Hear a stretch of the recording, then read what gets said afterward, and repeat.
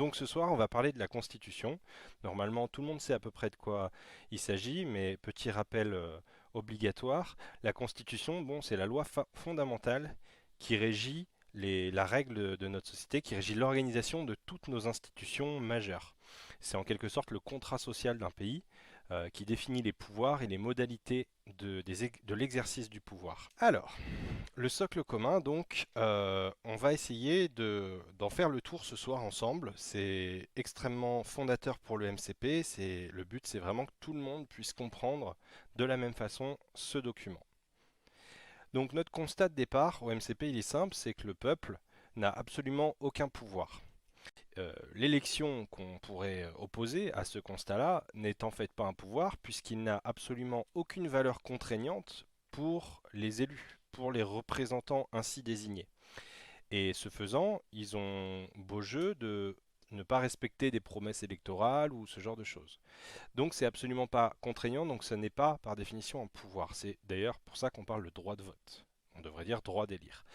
Et ces pouvoirs exécutifs et législatifs, respectivement dans les grandes lignes le gouvernement et le Parlement, disposent également d'un autre pouvoir que lui on ne nous apprend pas dans les cours d'éducation civique, c'est le pouvoir constituant. Alors concrètement, le pouvoir constituant, c'est ce qui permet de corriger, faire évoluer la Constitution. Donc l'exercice du pouvoir constituant, selon comment il est opéré, il peut conférer à tout ou partie de la population la maîtrise de la Constitution. Et aujourd'hui, le fait que, en termes de pouvoir constituant, le peuple n'ait aucun pouvoir, comme pour tout le reste d'ailleurs, et le fait, à l'opposé, que le gouvernement et le Parlement aient finalement tout le pouvoir constituant, tout ça découle d'un seul article, un seul article qui est pas très long, et plus précisément, ces trois premiers alinéas, c'est l'article 89 de notre Constitution. C'est le dernier article, et j'aime à dire que c'est l'article ultime, parce que c'est vraiment l'article ultime à tous les sens du terme. Dans ce court article, qui traite de comment la Constitution peut être révisée, modifiée, le peuple n'a aucune possibilité d'initier une modification qui lui conviendrait. Il n'a pas la possibilité donc de modifier comme il l'entendrait, à tous les sens du terme, la Constitution, puisque l'initiative est finalement un privilège du gouvernement, et voire dans une certaine mesure, mais jamais utilisée, celle du Parlement.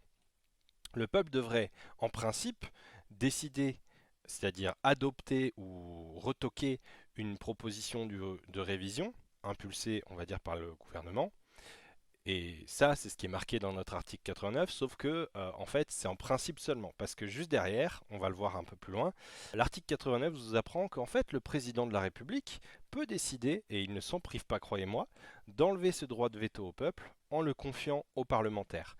Et donc, les révisions de la Constitution dans notre 5ème République sont extrêmement majoritairement, à plus de 95%, adoptées sans que le peuple n'ait eu aucun droit de regard, puisqu'il n'a même pas eu le référendum en bout d'exercice. Donc, ces deux aspects extrêmement essentiels dans l'exercice de ce pouvoir, l'initiative et la ratification, il faut bien comprendre que c'est ça qui permet de savoir qui a vraiment un pouvoir donné. C'est valable pour les autres pouvoirs, mais a fortiori, c'est valable pour le pouvoir constituant. L'article 89, là je l'avais décrit dans des termes un peu triviaux volontairement, mais là vous avez le vrai article 89 actuel de notre Constitution. Donc on retrouve un premier alinéa qui parle de l'initiative et les deux suivants qui parlent de la ratification. Au début, on comprend très bien que l'initiative de la révision n'appartient pas au peuple, puisqu'on parle du président de la République avec le Premier ministre et éventuellement les membres du Parlement. Donc ça au moins c'est clair. Par contre, pour la ratification, ils nous disent que la révision est définitive après avoir été approuvée par référendum. Donc là on se dit super, mais toutefois, le projet de révision n'est pas présenté au référendum lorsque le président de la République le décide. Lorsqu'il décide de soumettre au Parlement, convoqué en congrès, l'adoption, la ratification. Donc finalement, comme on va le voir plus loin, le pouvoir constituant, qui est supposé être le pouvoir souverain, on va en parler tout de suite, n'est pas du tout dans les mains du peuple, et de fait, le peuple n'est pas du tout en position de maîtriser sa constitution. Alors, pourquoi est-ce qu'on dit que c'est à ce point-là associé à la notion de souveraineté, le pouvoir constituant? Parce que oui, on nous dit toujours que le peuple est souverain en République, en Cinquième République. Mais en fait, on va voir que non. Le pouvoir constituant, c'est vraiment le pouvoir qui permet de définir tous les autres pouvoirs. C'est pour ça qu'on dit que c'est le pouvoir souverain. Le Conseil constitutionnel lui-même le dit en ces termes: le pouvoir constituant est souverain, il lui est loisible d'abroger, de modifier ou de compléter des dispositions de valeur constitutionnelle, c'est-à-dire en gros des articles de la Constitution, dans la forme qu'il estime appropriée. Donc ça, on comprend que pour les sages du Conseil constitutionnel, être souverain, ça revient à avoir le pouvoir constituant. D'accord. Mais on vient de voir que le peuple n'est absolument pas présent dans le processus qui décrit le pouvoir constituant. Et pourtant, ça n'empêche pas, dans la Constitution, qu'il soit écrit à propos de la souveraineté, que le principe de la République française, c'est le gouvernement du peuple par le peuple et pour le peuple, et que surtout, la souveraineté nationale appartient au peuple. Donc c'est quelque chose qui paraît surprenant d'affirmer par le Conseil constitutionnel la souveraineté nationale appartient au peuple, sachant que le pouvoir constituant n'est pas du tout populaire. Et ça, c'est pas du tout nouveau, cette espèce de magouille en fait, d'arnaque, puisque dès 1791, on a un député qui, pour la petite histoire, était un partisan d'une monarchie constitutionnelle, donc c'était pas vraiment un démocrate pur jus. Il décrivait déjà, 2 ans après la Révolution française, à quel point c'était une arnaque dont le peuple est la victime. Il disait que la constitution représentative, c'est exactement ce qu'on a aujourd'hui sur le principe, ça n'a pour ainsi dire pas changé en termes de principe, est selon lui la plus ingénieuse invention politique car elle permet de déclarer souveraine une nation en lui interdisant, dans les faits, tout usage de sa souveraineté. Et il précise à quel point cette supercherie, en fait, elle est en lien avec la maîtrise de la Constitution qui a été, il le dit très bien, accaparée par les représentants. Je vais lire parce que c'est vraiment éclairant que déjà à l'époque le constat avait été fait. Que devient en effet la souveraineté du peuple quand on a déclaré la constitution représentative? Elle est radicalement détruite. Voilà ce que signifie la constitution française est représentative. Si le peuple trouve des vices dans cette constitution, il est évident que, réduit à articuler sa volonté par des représentants, qu'il aura élus, peu importe, jamais le peuple n'usera pleinement du droit que les représentants lui ont ainsi reconnu de changer sa constitution, en théorie. Ainsi, la nation sera jamais soumise à sa constitution purement et simplement, sans cesser d'avoir en droit la souveraineté, en droit, en théorie, sur le papier, mais jamais dans les faits. La souveraineté populaire est anéantie dans les faits. Et donc, une fois qu'on a fait cette rétrospective, on comprend que le processus constituant, qui décrit l'exercice du pouvoir constituant, c'est ce qui permet de venir modifier, corriger tous les autres processus institutionnels en fin de compte. Et nous, au MCP, on a une vision qui est radicalement démocrate sur tout ça. On considère que l'article 89, il n'est pas du tout démocratique et il ne le sera pas tant qu'on n'aura pas rendu obligatoire le référendum pour adopter une modification de la Constitution et qu'on n'aura pas également rajouté l'initiative populaire en matière constituante. Donc pour ceux qui connaissent, ça confère de facto, de fait, le RIC constituant au peuple. Et dans ce scénario-là, la maîtrise de la Constitution changerait de main, là où avant le Parlement et le gouvernement, c'est-à-dire les pouvoirs exécutifs et législatifs, avaient la totale maîtrise de la Constitution, ils n'auraient plus que la possibilité d'initier des propositions de modification de la Constitution. Et en conséquence, avec ces deux seules revendications, la maîtrise de la Constitution reviendrait aux mains du peuple. Et c'est ça qui lui donnerait réellement la souveraineté, au sens où tout le monde l'entend, y compris le Conseil constitutionnel. On dira un mot rapidement à la fin de l'exposé pour dire pourquoi on pense que c'est ça qui nous permet d'opérer une convergence des différentes luttes populaires. Et on terminera en disant un mot sur la méthode du MCP, qui est esquissée dans le socle commun aussi. Donc là, ce dans quoi on va plonger maintenant, c'est dans les modalités d'exercice du pouvoir constituant, en prenant un parti un peu particulier, qui est de dire, on va regarder comment ça s'est passé, pas comment c'est écrit, mais comment, dans les faits, le pouvoir constituant, initié, impulsé, à l'aide de l'article 89, a été réellement utilisé. Donc quand on plonge là-dedans, bien sûr on retrouve la phase d'initiative et la phase de ratification ou d'adoption. Et comme on l'a déjà dit, l'exécutif est le principal pourvoyeur de modifications constitutionnelles qui ont été adoptées. Et la voie normale, celle qu'on nous prétend être démocratique quelque part, consiste à faire passer ce projet de loi constitutionnelle auprès de chacune des deux chambres, qui vont devoir s'accorder sur un texte avec les mêmes termes.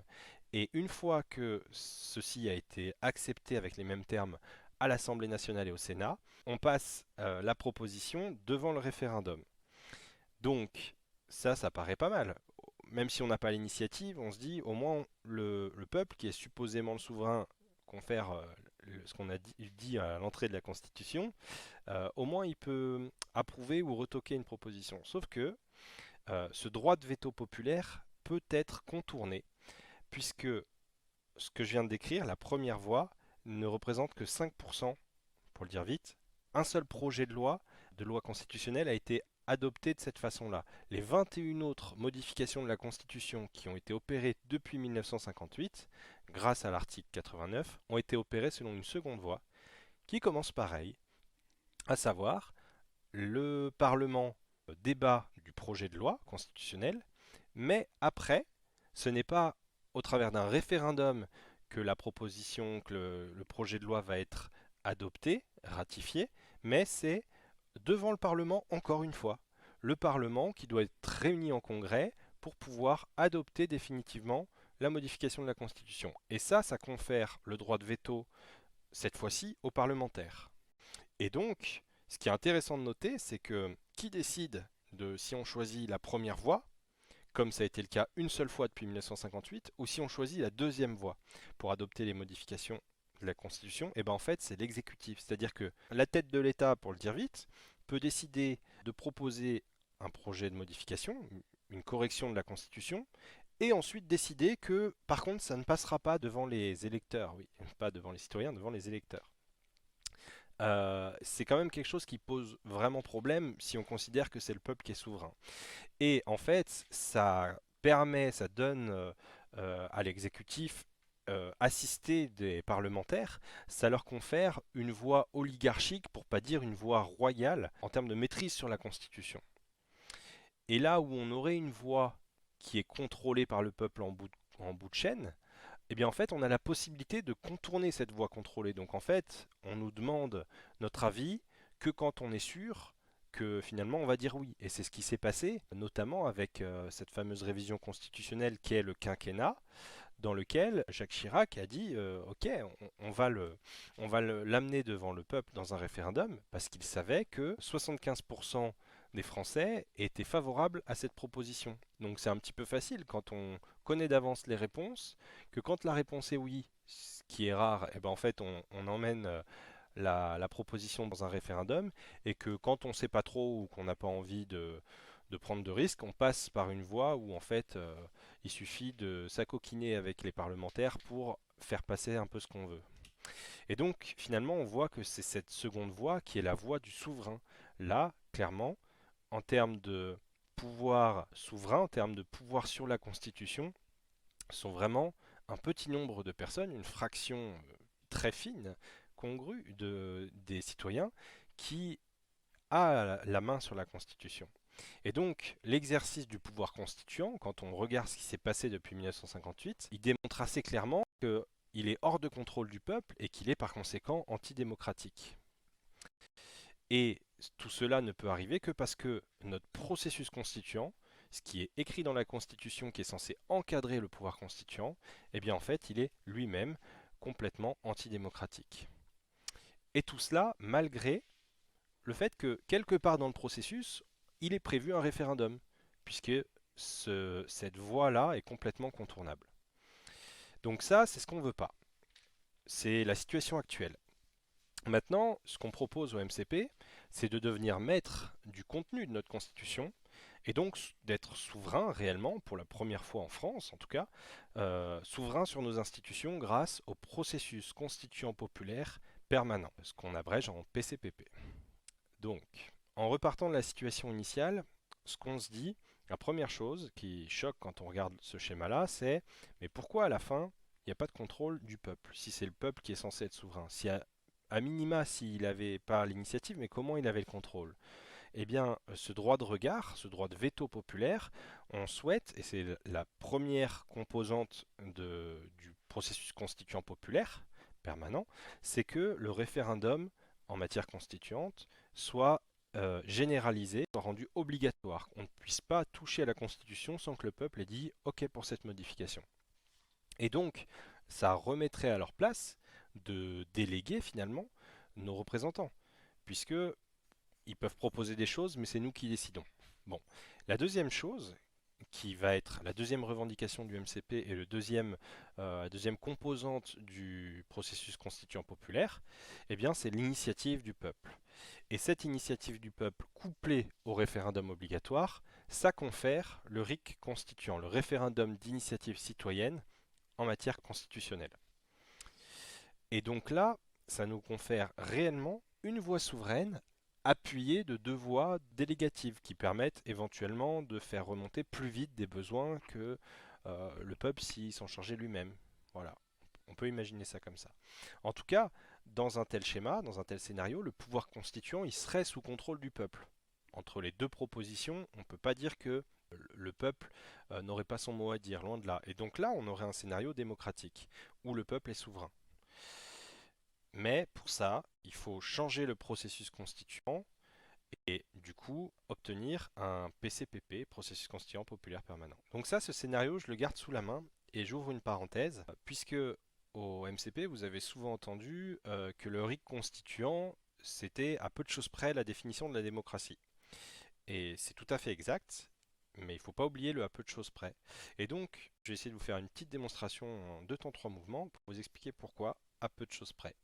Parce qu'en fait, si on rajoute le RIC à la situation actuelle, mais qu'on ne change pas le reste du processus, on aura toujours une voie supposément contrôlée, mais qu'on peut contourner, une voie qui semble être souveraine, celle du RIC constituant, mais en fin de compte, on aura une autre voie concurrente à ces deux autres, et dans laquelle, bien finalement, l'exécutif assisté des parlementaires peut faire à peu près ce qu'ils veulent s'ils s'entendent dessus. Et donc on conserve cette espèce de voie royale pour les oligarques, qui en plus il faut bien souligner que là ça serait une concurrence déloyale entre les deux antagonistes, entre le peuple d'une part et les représentants de l'autre. Déloyale parce que les personnes qui sont payées à nos frais pour exercer des mandats politiques ont bien sûr plus l'opportunité de faire passer ce qu'ils veulent au jour le jour et même éventuellement de venir contredire ce qui aurait été obtenu par RIC constituant par le peuple. Donc c'est vraiment quelque chose qui est très séduisant mais qui n'est pas tout à fait satisfaisant. Donc on va dire que dans ce cas de figure, dans ce scénario, ça serait un pouvoir constituant qui serait exercé de façon non démocratique. On va pas dire antidémocratique mais non démocratique. Et parce que le processus constituant permettrait une voie de modification, de révision qui serait hors de contrôle du peuple. Et donc non démocratique malgré le RIC constituant. Donc c'est pour ça que ce qu'il faut vraiment, c'est les deux composantes du processus constituant populaire et faire en sorte que ces deux composantes soient inaliénables, qu'on ne puisse pas révoquer ces deux composantes-là. Et c'est ce qui nous permettrait de prendre le pouvoir, le vrai. Donc en résumé, ce schéma-là que je vous ai déjà montré, il montre bien qu'avec seulement deux revendications, on obtient au passage le RIC constituant, mais plus globalement un processus et donc un pouvoir constituant contrôlé par le peuple, où le peuple est souverain. Et une fois qu'on a fait ce travail-là, on se rend compte de l'importance de venir amender l'article 89 pour venir ajouter l'initiative du peuple et le référendum obligatoire en bout de chaîne. Et ce n'est que comme ça qu'on obtiendra un pouvoir constituant qui sera exercé de façon démocratique et que le peuple aura la maîtrise de sa constitution et sera donc souverain. On pense que ces deux revendications-là, elles sont tellement minimalistes qu'en fait, c'est la meilleure façon d'obtenir une convergence puisque toute lutte à légitimité populaire a intérêt à ce que le peuple soit souverain et prenne vraiment la main sur le cours des choses. Donc on pense que c'est stratégiquement la meilleure chose à pousser en avant pour fédérer, agréger les différents mouvements, les différentes composantes, pas seulement des mouvements, hein, vraiment tous les citoyens, y compris des, des personnes qui sont tellement dépitées de la politique partisane d'aujourd'hui que finalement elles s'abstiennent aux élections et qu'elles sont devenues des apolitiques, comme on pourrait dire. En fait, c'est juste qu'ils ne sont pas motivés par le système actuel. Donc on pense que même ces gens-là, on peut les toucher, mais comme ce sont des considérations qui paraissent un peu abstraites, il faut qu'on facilite l'apprentissage de ces notions-là. Et donc là, typiquement, ce qu'on fait ce soir, c'est pile poil dans ce cadre-là. La méthode du MCP, c'est donc l'éducation populaire des citoyens qui parlent aux autres citoyens et qui essayent de coélaborer une vision démocratique, de voir éventuellement si il y a des choses qui paraissent compliquées à faire passer, comment est-ce qu'on peut les faire passer. Et ça, c'est vraiment le premier des enjeux, c'est d'arriver à rendre des notions abstraites constituantes à arriver à les rendre très intelligibles. Et dans un second temps, et ça c'est le deuxième enjeu, propager le message, le propager au plus de citoyens possible et pas seulement des citoyens déjà convaincus. Ça veut aussi dire aller chercher des personnes qui sont dans la contestation sans que leur front de lutte soit particulièrement le front démocratique et aussi, voire surtout, d'aller chercher les personnes abstentionnistes par exemple.